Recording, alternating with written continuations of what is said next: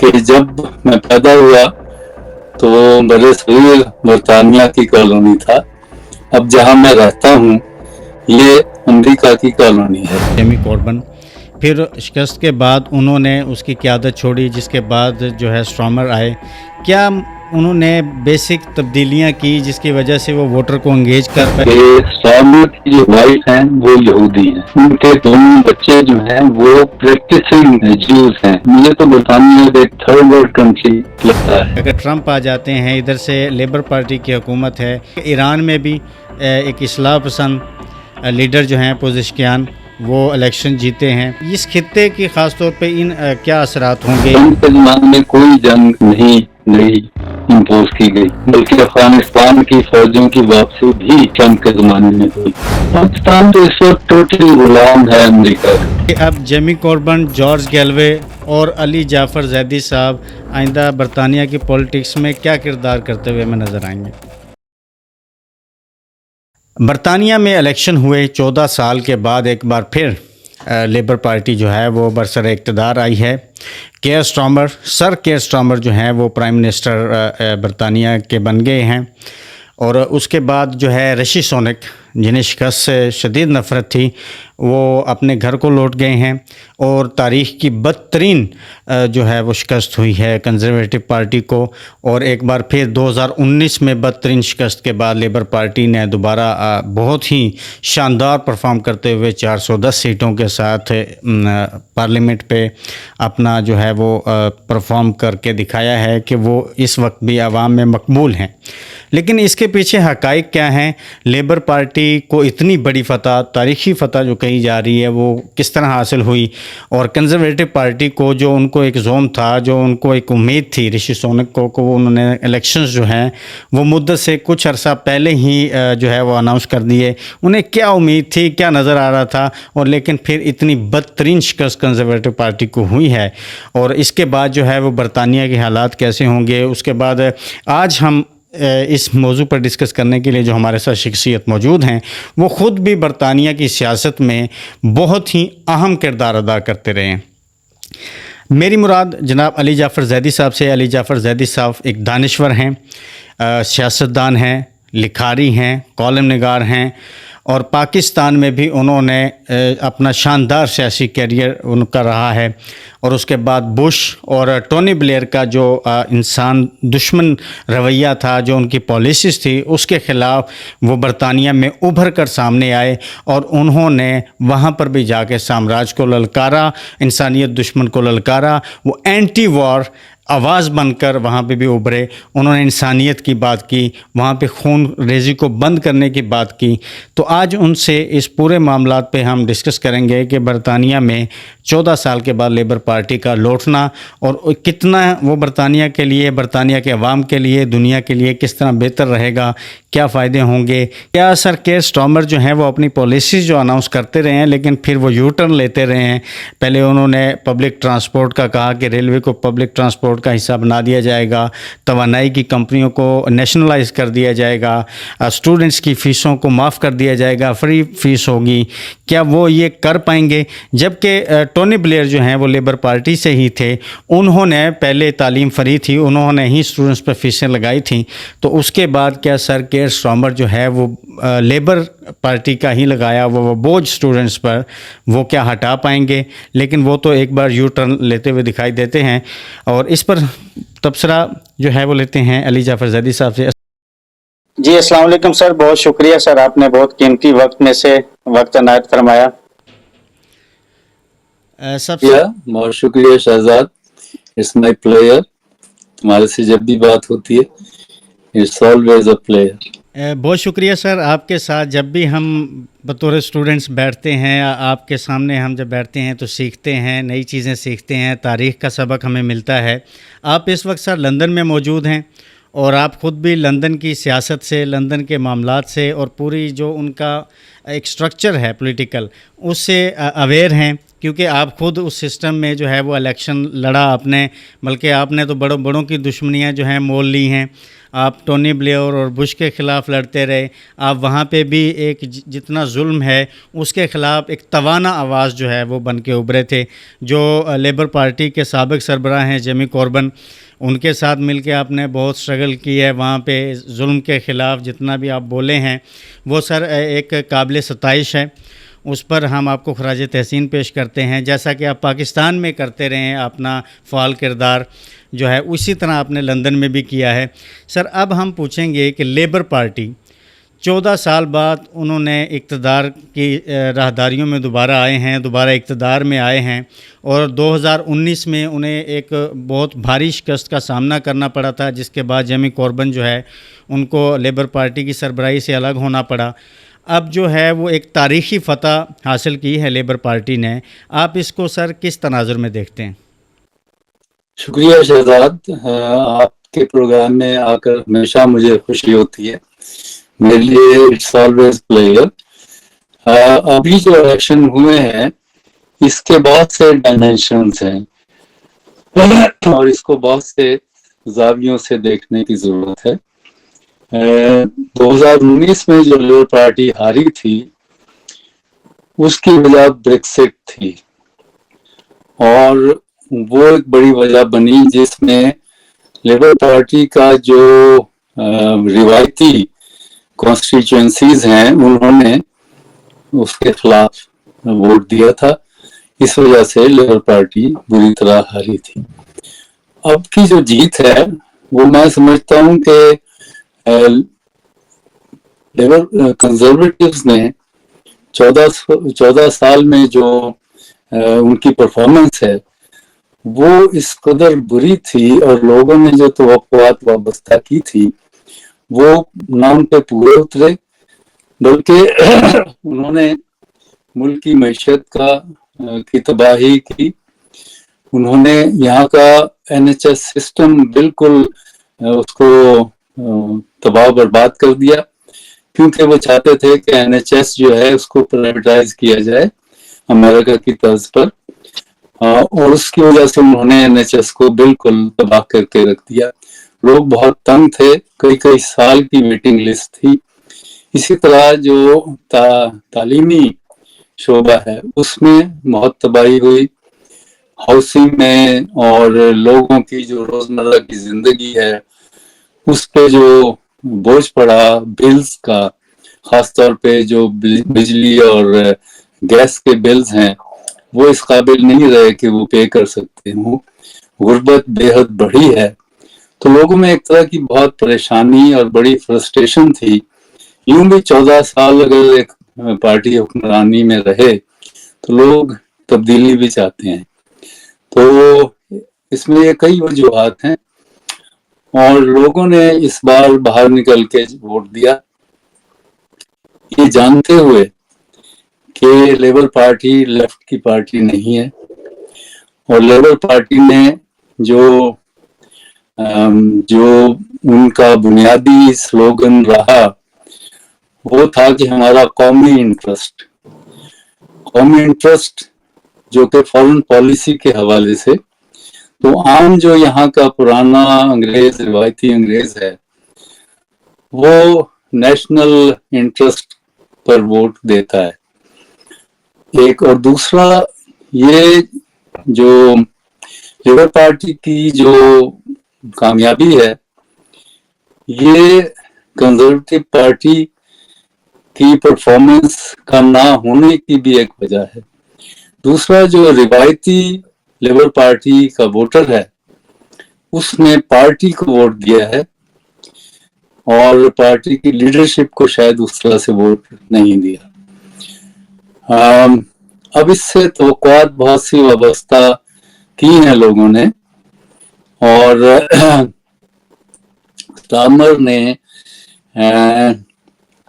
Foreign policy جو ہے وہ تو واضح طور پر لوگوں کے سامنے ہے کہ وہی رہے گی جو کہ سوناکی کنزرویٹو پارٹی کی تھی. اس لیے کہ ٹونی بلیئر نے اس ملک کے ساتھ جو زیادتی کی اس میں ایک یہ بھی ہے کہ اس نے اس ملک کو امریکہ کی سبسروینٹ، یا یوں کہا جائے کہ جب میں پیدا ہوا تو وہ برصغیر برطانیہ کی کالونی تھا، اب جہاں میں رہتا ہوں یہ امریکہ کی کالونی ہے، اور یہ کام ٹونی بلیئر نے سر انجام دیا، اور اس نے لیبر پارٹی کو نیو لیبر بنایا، اور اس وجہ سے اس فارن پالیسی میں جو ہیجمونک رول ہے وہ امریکہ کا ہے، تو فارن پالیسی میں تو کوئی بڑی تبدیلی نہیں ہوگی، بلکہ ہوا یہ ہے کہ پرو پیلسٹائن یا اسرائیل کے خلاف جو سینٹیمنٹس ہیں، اور ہر سیچرڈے کو ہزاروں اسٹوڈنٹس، ہزاروں لوگ اب بھی مارچ کر رہے ہیں، تو اس کی ریفلیکشن ہمیں اس الیکشن میں نظر آئی ہے۔ 4 بڑی سیٹیں لیبر پارٹی نے لوز کی ہیں، اسپیشلی جیرمی کاربن نے 7,000 ووٹوں سے لیبر پارٹی کے کینڈیڈیٹ کو ہرایا، تو اور اس کے علاوہ 3 مسلم کینڈیڈیٹس پارلیمنٹ میں گئے، جسٹ آن 1 پوائنٹ ایجنڈا کہ اسرائیل کا جو ظلم ہے اس کے خلاف سٹارمر نے نہ صرف یہ کہ کوئی سٹینڈ نہیں لیا، بلکہ اس نے اسرائیل کے ایکشن کو سپورٹ کیا، تو لوگ اس سے بہت ناراض ہوئے، بالخصوص مسلمان، اور مسلمانوں کے علاوہ بھی، تو یہ ووٹ انہوں نے لوز کیا ہے۔ اس کے باوجود 410 سیٹوں کا حاصل کرنا بہت بڑی بات ہے۔ اس کی ایک اور ریزن بھی ہے کہ یہ ملک کیا بلکہ پوری جو یوں کہا جائے یورپ کی جو پولیٹیکل ڈائمینشن ہے وہ رائٹ کو ٹلٹ ہوئی ہے۔ ابھی جو 6 ملکوں کے الیکشن ہوئے ہیں، فرانس کا فرسٹ راؤنڈ، جرمنی میں، ڈینمارک میں، باقی ملکوں میں، تو رائٹ ونگ بلکہ ایکسٹریم رائٹ جو ہے وہ وہاں جیت رہا ہے۔ اسی طرح یہاں پر نائجل فراج جو کہ نہایت ریسسٹ رہا، اور یو کے انڈیپینڈنٹ پارٹی، وہ اپنے آپ کو ریفارمسٹ پارٹی کہتے ہیں، اب انہوں نے 4 سیٹیں لی ہیں جو کہ ناممکن تھا، تو یہاں کا جو عام شہری ہے وہ ایکسٹریم رائٹ کی طرف جا رہا ہے، اس کی وجہ سے کنزرویٹیوز نے بہت سی سیٹیں ان کے یہاں تقسیم ہوئی ووٹ کی، اس کا فائدہ بھی لیبر پارٹی کو ہوا، تو لیبر پارٹی پاور میں آ گئی ہے۔ اب لیٹس ہوپ کہ وہ تمام وعدے یا مینیفیسٹو جو الیکشن کا تھا اس پہ کتنا پورا اترتی ہے، یہ بھی دیکھنے کی بات ہے، کیونکہ ملک کی economy is in very bad shape. Sir 2019 میں جو لیبر پارٹی کی یعنی کہ کو سربراہی کر رہے تھے، اس کو لیڈ کر رہے تھے جیمی کوربن، پھر شکست کے بعد انہوں نے اس کی قیادت چھوڑی، جس کے بعد جو ہے سٹارمر آئے، کیا انہوں نے بیسک تبدیلیاں کی جس کی وجہ سے وہ ووٹر کو انگیج کر پائے؟ کیونکہ 2019 میں تو بہت بھاری شکست کا سامنا کرنا پڑا تھا لیبر پارٹی کو، اور دوسرا یہ بھی دیکھنے کو ملا ہے جہاں پہ کچھ لابیز یہ کہہ رہی ہیں کہ لیبر پارٹی کو یہ پالیسی اپنانے پر کہ انہوں نے اینٹی جو اسرائیل کے خلاف جو چل رہا تھا اس کے انہوں نے حق میں، یعنی کہ سٹارمر نے بھی کہا تھا کہ جو حماس نے حملہ کیا ہے اسرائیل پر، اس پر حق دفاع کا انہوں نے کہا تھا کہ اسرائیل کا حق دفاع ہے کہ وہ فلسطین پر، غزہ پر دوبارہ حملہ کریں، حماس کو کچلیں۔ کچھ لوگ یہ کہہ رہے ہیں کہ کیونکہ یہودی لابیز جو ہیں، جو صہیونی لابیز ہیں، وہ انہوں نے اس کو سپورٹ کیا ہے جس کی وجہ سے ووٹر ان کے ساتھ انگیج ہوا ہے، جبکہ دوسری طرف یہ بھی ہے کہ بالکل ہی اس بربریت کے خلاف، اس ظلم کے خلاف جیمی کوربن بولتے رہے ہیں، جبکہ وہ بھی آزاد حیثیت میں پارلیمنٹ میں پہنچے ہیں، وہ جیت گئے ہیں۔ سر اس کا آپ کیسے تجزیہ کریں گے؟ تو یہ بات کہ جیمی کوربن کو پارٹی لیڈرشپ سے ہٹوایا گیا، اٹ واز اے پلان کو، اس لیے کہ جیمی کوربن ہمیشہ سے امریکہ کی بالادستی کے خلاف رہے، انہوں نے افغانستان میں جو جنگ مسلط کی گئی امریکہ اور اس کے اتحادیوں کی طرف سے، اس کی مخالفت کی. انہوں نے عراق جنگ کی مخالفت کی. انہوں نے لیبیا، شام اور یمن، اس کے خلاف جو امریکی استعماری توسیع پسندانہ جنگیں ہیں ان کی مخالفت کی.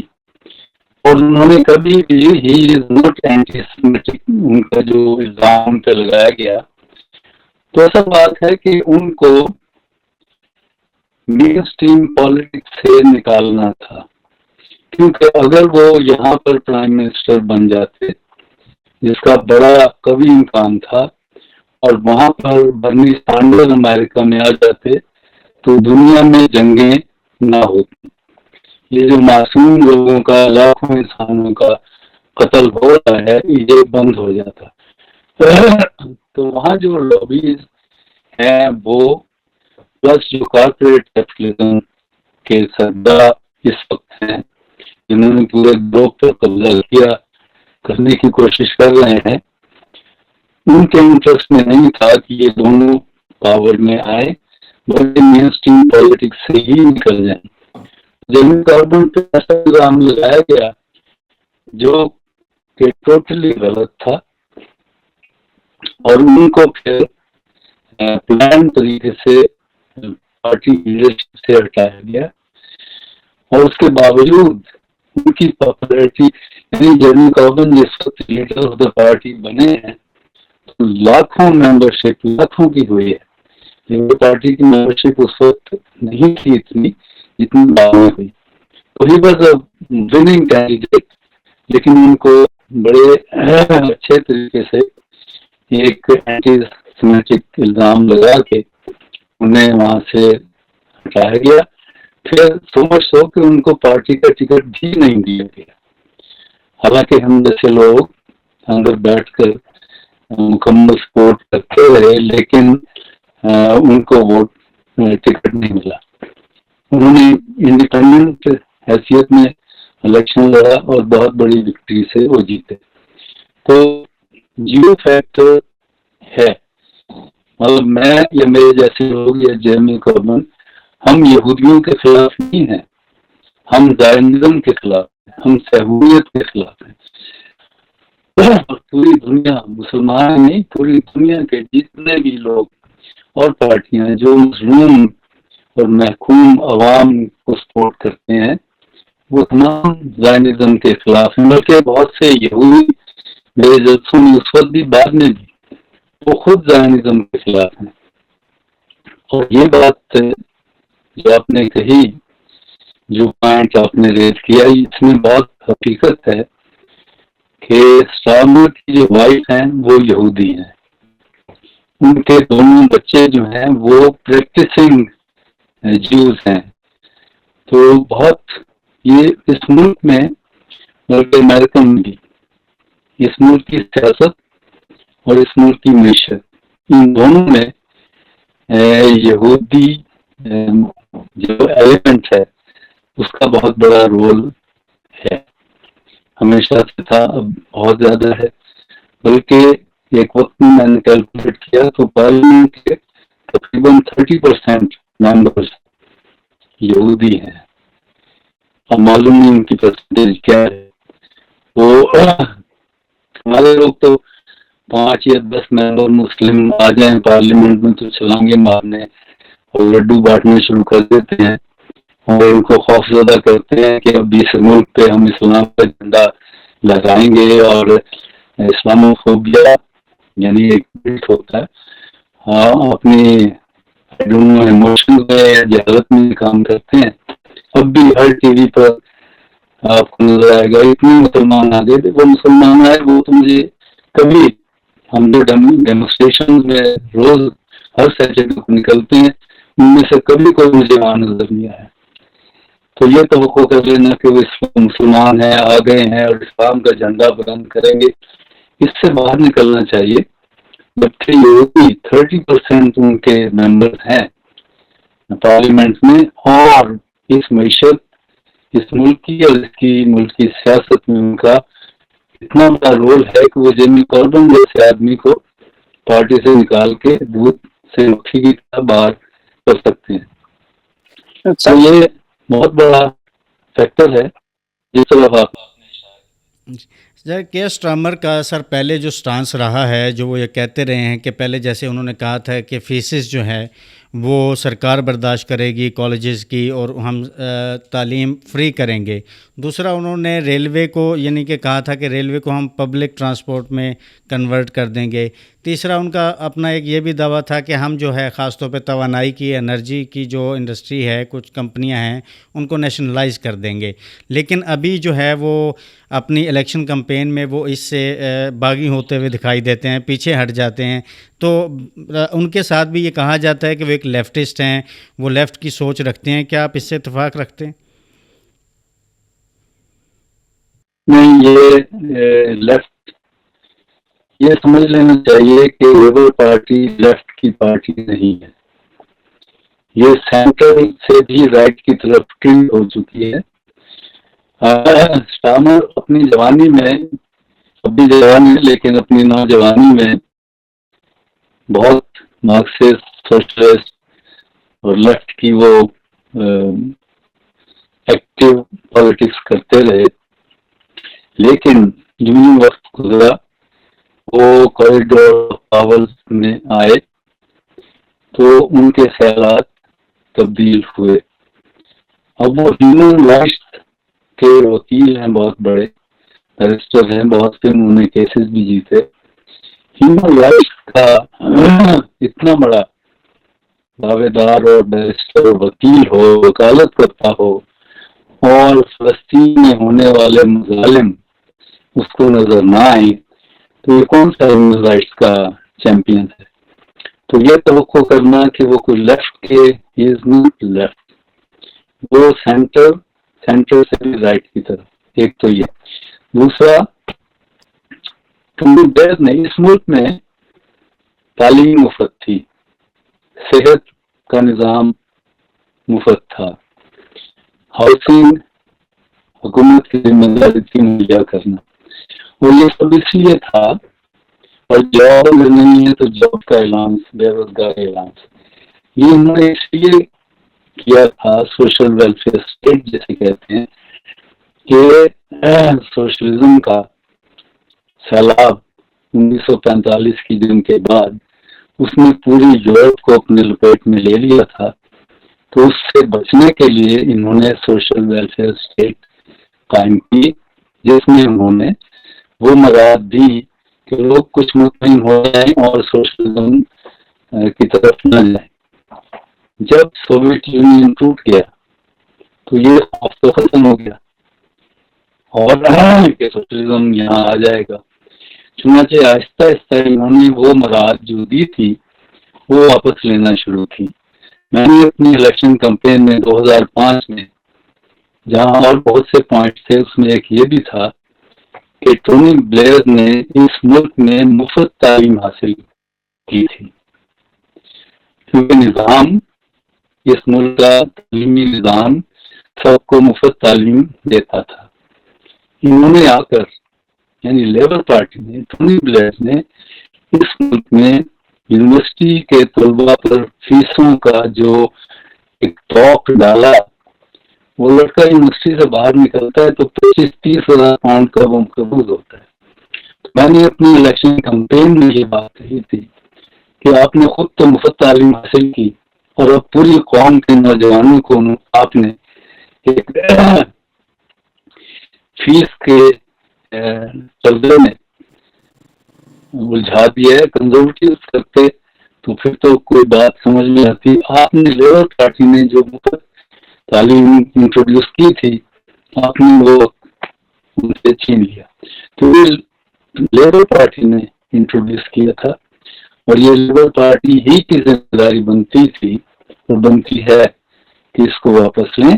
اور اپنی الیکشن کمپین میں بہت پہلے، یعنی انہوں نے اپنی مینیفیسٹو میں یہ داخل کیا تھا کہ ہم فیس کو واپس کریں گے اور نوجوانوں کے ووٹ لینے کے لیے. اس سے اسٹارمر مکر گئے ہیں. اچھا، یہ جو یوکرین میں امریکہ کی لڑائی برطانیہ بھی لڑ رہا ہے اور بے شمار پیسہ بھی دے رہا ہے، اسلحہ بھی دے رہا ہے، اس کی وجہ سے اس ملک میں نہ صرف مہنگائی ہوئی ہے بلکہ بجلی اور گیس کے بل اس قدر ہیں کہ عام انسان، عام شہری وہ ادا نہیں کر سکتا، ادا کرتا ہے تو کھانا نہیں کھا سکتا۔ لیکن چونکہ کارپوریٹ انٹرسٹ ہے اس ملک میں اور جتنے بھی کیپٹلسٹ اکانومیز ہیں وہ اس وقت کارپوریٹ کیپٹلزم کے قبضے میں ہے، چنانچہ وہ تمام کمپنیاں جو گیس اور بجلی انرجی مہیا کرتی ہیں ان کو پرائیویٹائز کرنے کا جو ان کا منصوبہ تھا، جو انہوں نے اعلان کیا اور عام ووٹر کو اس طرف راغب کیا، اس سے بھی اسٹارمر وڈرا کر گئے ہیں۔ اب لیٹس ہوپ کہ جو ٹرانسپورٹ کا تھا ریلوے اس کو شاید یہ کر لیں، لیکن ملکی معیشت میں جو پرائیویٹائزیشن ہے اور جو کارپوریٹ کلچر ہے اس کو وہ اتنا ان ہو چکا ہے اس سسٹم میں، اس یہاں کے سوشو اکنامک سسٹم میں، کہ اس میں سے باہر نکالنے کا ایک ہی راستہ ہے کہ آپ واضح طور پہ سوشلسٹ اکنامک سسٹم کو اڈاپٹ کریں، جو کہ یہ نہیں کریں گے اور سروس ضرور ہوتی رہے گی۔ سو دیٹس وائی میں نے کہا کہ لیٹس ہوپ کیا ہوتا ہے، تھوڑا سا اکانومی کا پہیہ چل پڑے گا کیونکہ پولیٹیکل اسٹیبلٹی آ جائے گی، آ گئی ہے 410 ووٹ، کیونکہ پچھلے 2-3 سال میں اتنی بار پرائم منسٹر بدلے ہیں کہ لوگ اس سے بھی تنگ آ گئے تھے کہ یہ کیا تماشا ہے، تو یہ بھی ایک فیکٹر تھا۔ تو اس وجہ سے شاید ایک پولیٹیکل اسٹیبلٹی کے ساتھ ہی اکنامک اسٹیبلٹی بھی کارپوریٹ یعنی اکانومی کو بھی اگر آپ دیکھیں تو اس سے لنک ہے، اس سے شاید تھوڑا سا اکانومی کا پہیہ چل پڑے اور گروتھ شروع ہو، کیونکہ اب ایک بات ہے کہ دنیا میں جو سینٹر آف گریوٹی یا پولیٹیکل گریوٹی ہے وہ اس کا سب سے بڑا فیکٹر اکانومی ہے۔ جو قومی جی ڈی پی جن کا بڑھتا جا رہا ہے وہ دنیا کی طاقتیں بڑی طاقت بنتی جائیں گی، بنتی جا رہی ہے۔ میں کیپٹلسٹ اکانومی کے حوالے سے بات کر رہا ہوں، جبکہ برطانیہ کا جی ڈی پی بے حد نیچے آ چکا ہے، تو ہو سکتا ہے تھوڑی سی گروتھ ہو اور یہاں کی معیشت کو کچھ سنبھالا ملے اور لوگوں کو تھوڑا سا سانس لینے کا موقع ملے، کیونکہ اس کے بغیر پھر ان کا فیوچر میں سیاست میں دوبارہ الیکشن جیتنے کا کوئی پھر مقام نہیں ہوگا۔ چنانچہ انہیں کچھ نہ کچھ معیشت میں کرنا ہوگا اور وعدے بہت کیے ہیں، مثلا 1.5 ملین ہاؤسز جو کہ 4 سال میں ناممکن ہے، یعنی اس کی پلاننگ ہی نہیں ہو سکتی۔ تو بہت سے وعدے ہیں ایسے جو کہ شاید ممکن نہیں ہوں گے، لیکن اکانومی کو انہیں تھوڑا سا چلانا پڑے گا، ورنہ پھر یہ ووٹر ہی ان کے خلاف جائے گا۔ اور ملک میں ویسے تو امریکہ کی یہ کالونی بن چکا ہے، بلکہ مجھے تو اب میں جو دنیا میں بے شمار ممالک پھر چکا ہوں، تو مجھے تو برطانیہ ایک تھرڈ ورلڈ کنٹری لگتا ہے، سوائے اس کے کہ عدلیہ آزاد ہے اور الیکشن کمیشن آزاد ہے، اور یہاں 47 کے نتائج نہیں آتے ابھی تک۔ چلیں سر، وہاں پہ الیکشن کمیشن کم از کم راتوں رات جو ہے وہ چیزوں کو چینج نہیں کرتے۔ بہرحال سر میں اب سوال کروں گا کہ اب جیمی کوربن، جارج گیلوے اور علی جعفر زیدی صاحب آئندہ برطانیہ کی پولیٹکس میں کیا کردار کرتے ہوئے ہمیں نظر آئیں گے؟ ہم تو وہی کردار جو ہمیشہ سے کر رہے ہیں، امریکن ہیجمنی کے خلاف، جو قوموں کو آزاد ہونا چاہیے، کسی بھی ملک کی بالادستی نہیں ہونی چاہیے، جو مظلوم محکوم طبقات ہیں ان کی بالادستی ہونی چاہیے. دنیا میں جنگیں نہیں ہونی چاہیے. یہ توسیع پسندانہ کارپوریٹ امپوز کی گئی وارز ہیں، ان کا خاتمہ ہونا چاہیے. دنیا میں امن قائم ہونا چاہیے. انسانوں کو سر اٹھا کر زندہ رہنے کا حق ملنا چاہیے غریب انسان کو. تو یہ تو ہم کرتے آ رہے ہیں، کرتے رہیں گے. اس کو یہاں کے حکمران طبقات اور یہاں پر بھی اسٹیبلشمنٹ ہے، اس کو یہ باتیں اچھی نہیں لگتی. چنانچہ یہ تو کام جاری رہے گا. جارج گیلوے جیتے، لیکن وہ اب راش ڈیل میں کیوں ہارے یہ ابھی دیکھنا پڑے گا. ورنہ تو آئی واز ایکسپیکٹنگ کہ وہ وہاں سے وہ بھی اسی طرح جیتیں گے جیسے وہ بائی الیکشن میں جیتے تھے. لیکن بہرحال وہ وہاں ہے and he is there. He is a vocal person. وہ اپنی آواز کو خاموش کبھی بھی کریں گے. سیم وے جرمنی اور اس طرح anti establishment plus anti American imperialism کے خیالات رکھنے والے لوگ پارلیمنٹ میں پہنچ گئے ہیں. تو یہ پارلیمنٹ میں آواز اٹھتی رہے گی، سڑکوں گلیوں میں پر بھی اٹھتی رہے گی. اور اس امت پر ہم باہر بیٹھ کر، اندر بیٹھ کر پریشر ایسا جاری رکھیں گے جس کے نتیجے میں یہ بالکل امریکہ کی کالونی جو بن چکا ہے یہ کسی طرح سے برطانیہ آزاد ہو سکے، یہاں کے عوام جو ہے ان کو بھی حکمرانی میں حق مل سکے. سر اگر ابھی ہم دیکھیں کہ 14 سال بعد لیبر پارٹی دوبارہ اقتدار میں آئی ہے، اور دوسرا اگر ہم دیکھیں جیسے آپ کہہ رہے ہیں کہ انگلینڈ جو ہے وہ اس وقت کالونی بنتا جا رہا ہے امریکہ کے، وہاں پہ بھی تھوڑا سا ہائپ نظر آتی ہے کہ ٹرمپ جو ہے وہ آتے ہوئے دکھائی دیتے ہیں. اگر ٹرمپ آ جاتے ہیں، ادھر سے لیبر پارٹی کی حکومت ہے، اور ادھر اگر ہم دیکھیں کہ ایران میں بھی ایک اصلاح پسند لیڈر جو ہیں پوزشکیان، وہ الیکشن جیتے ہیں. 53% انہوں نے جو ہے وہ ٹوٹل ٹرن آؤٹ کا ووٹ حاصل کیا ہے. اس خطے پر یا اس دنیا میں یہ جو چینج ہو رہی ہے، جیسے بائیڈن نے یوکرین میں جو انہوں نے کیا، اور جس طرح انہوں نے اسرائیل کو سپورٹ کیا ہے غزہ کے حملوں پر، اس خطے کی خاص طور پہ ان کیا اثرات ہوں گے اس چینج کے بعد؟ لیکن جو امریکہ کی بڑی بدقسمتی یہ ہے کہ اس وقت جو دونوں لوگ ہیں، ایک فزیکلی ریٹارڈیڈ ہے اور ایک مینٹلی ریٹارڈیڈ ہے. اچھا، ان کے پاس یعنی اگر ڈیموکریٹس کوئی اچھا کینڈیڈیٹ نہیں لاتے سامنے تو ٹرمپ کا جیتنا یقینی ہے.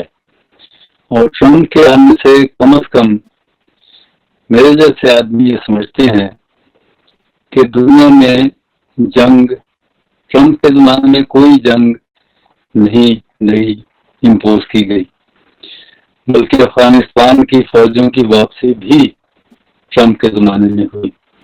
اسی طرح جو میں نے سنا اور ان کے کچھ بیانات پڑھے اور سنے کہ ان کا کہنا ہے کہ نومبر میں اگر میں جیت گیا تو جنوری میں یوکرین سے فوجیں واپس بلانے کا اعلان کروں گا.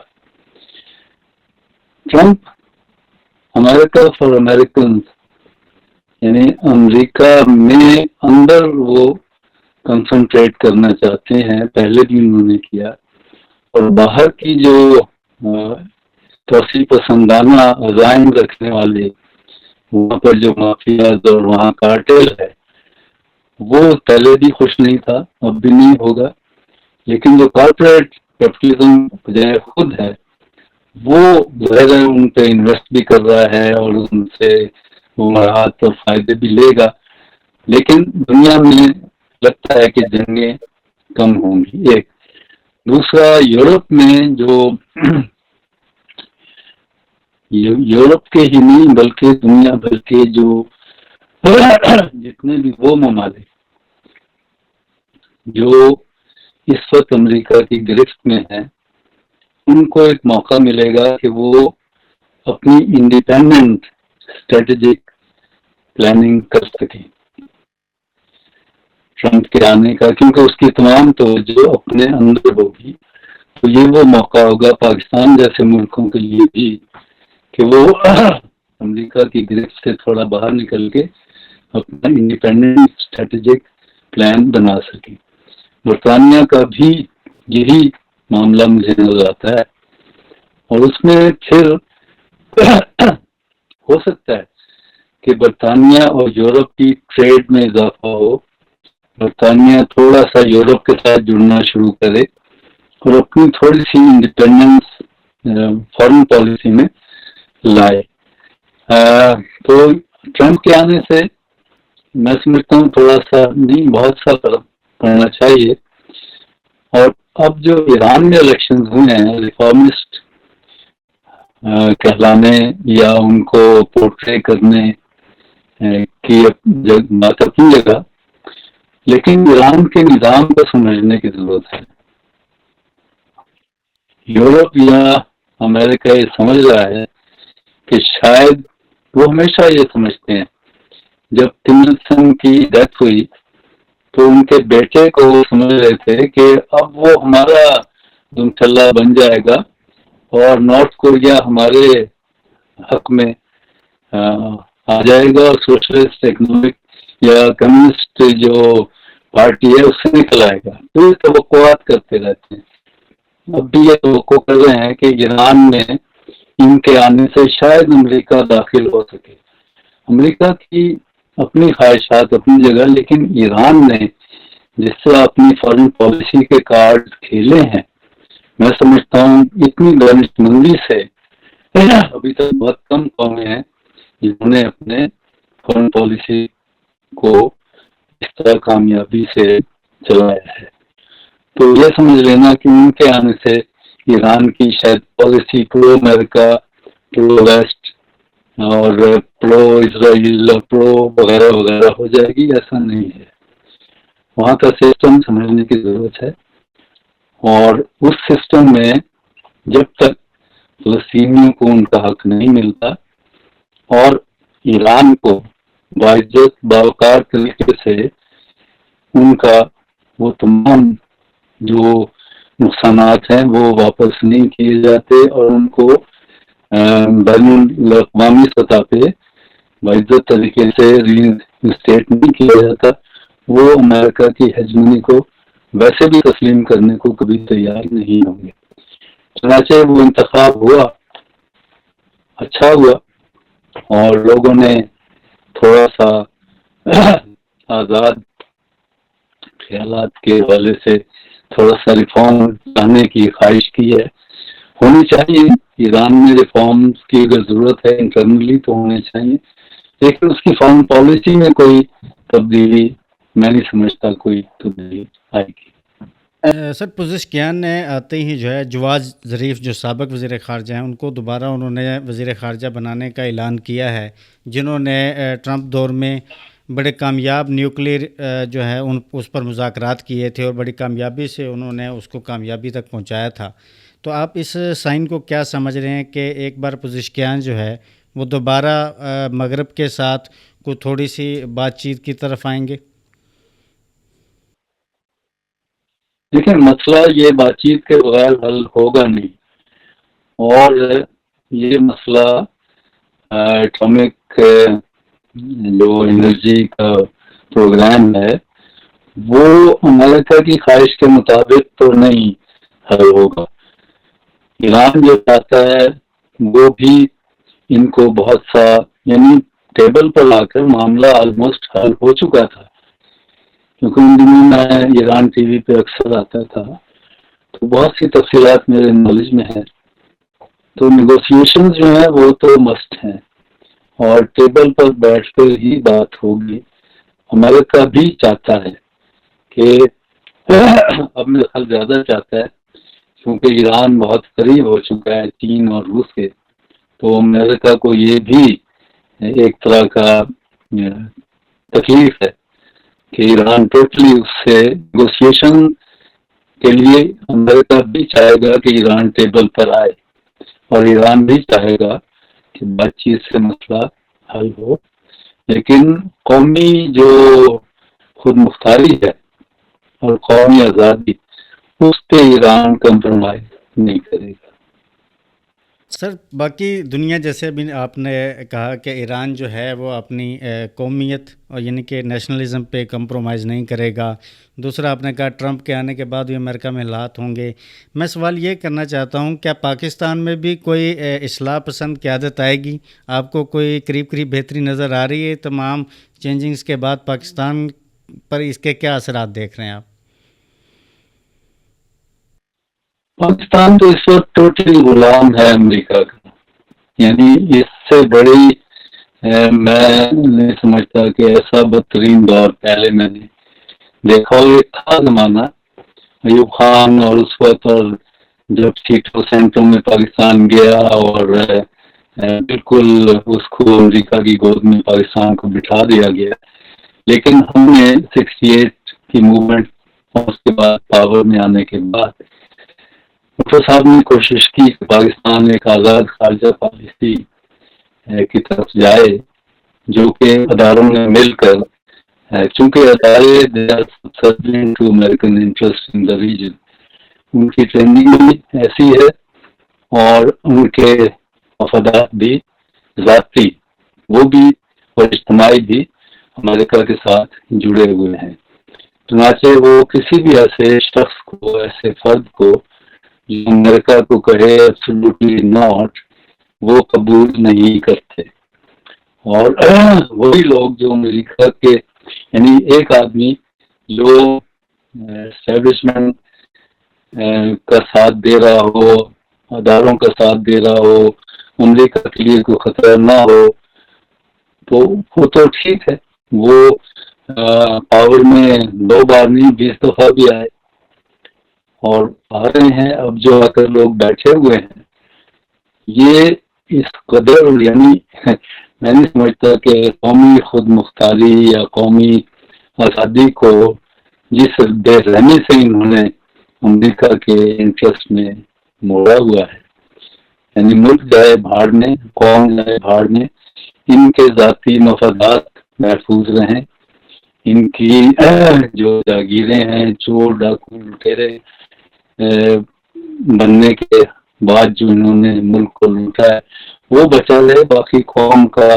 ملک کا کوئی انٹرسٹ نہیں ہے۔ ورنہ دنیا اس وقت جو 2 دنیاؤں میں بلکہ ملٹی پولر ورلڈ بن چکی ہے، اس میں امریکہ ایک زوال پذیر قوم ہے، قوم نہیں ہے امریکہ کی جو امپیریلسٹک ان کی جو عزائم یا ان کی جو طاقت، وہ زوال پذیر ہے، جبکہ دنیا میں دوسری قومیں ایمرج ہو رہی ہیں، نیبرنگ کنٹریز میں ہی چین اور روس۔ تو پاکستان کو تو سوٹ کرتا ہے کہ ان کے ساتھ جو ایمرجنگ فورسز ہیں ان کے ساتھ انسان جڑتا ہے، نہ کہ وہ جو زوال پذیر طاقت ہے اس کے ساتھ اپنے آپ کو جوڑتا ہے۔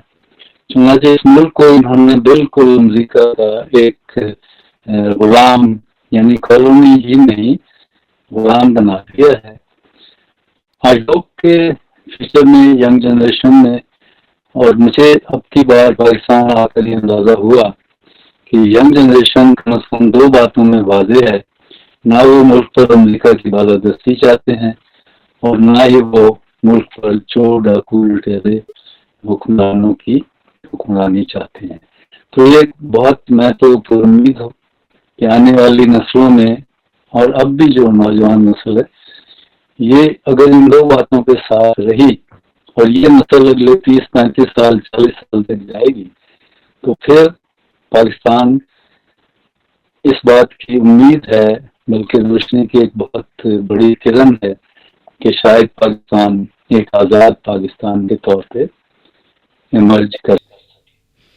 تھینک یو سو مچ سر، آپ نے اتنا قیمتی وقت ہمیں دیا، اور ہمیں یہ جاننے کی آپ سے ہمیشہ کوشش رہی ہے کہ جہاں پہ آپ بیٹھے ہوئے ہیں، اور بلکہ آپ کا تو پوری دنیا کی سیاست پر، پوری دنیا میں جو کچھ بھی ہو رہا ہے اس پر آپ کی بڑی گہری اور عمیق نظر ہوتی ہے۔